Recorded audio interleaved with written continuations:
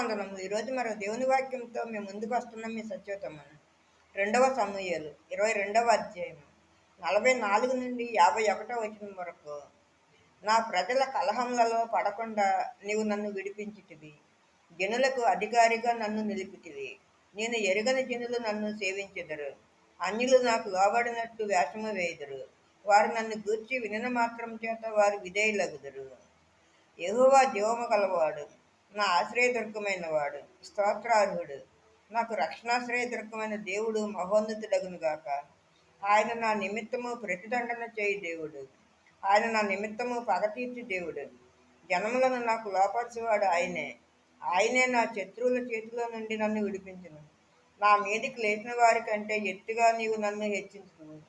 బలాత్కారము చేయు వారి చేతిలో నుండి నీవు నన్ను విడిపించుదువు. అందువలన యెహోవా, అన్యజనులలో నేను నిన్ను ఘనపరచెదను.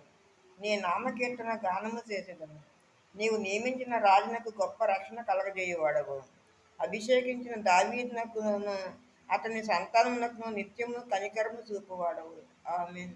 మరో దేవుని వాక్యంతో రేపు ముందు ఉంటాను. అందరికీ శుభరాత్రి. మన ప్రభువును ప్రియరక్షకుడైన యేసుక్రీస్తు కృప, కాపుదల, రక్షణ, ఆశీర్వాదం మన అందరికీ ఇప్పుడు ఎప్పుడు సదాకాలము తోడై ఉండును గాక. ఆమేన్. ఆమేన్.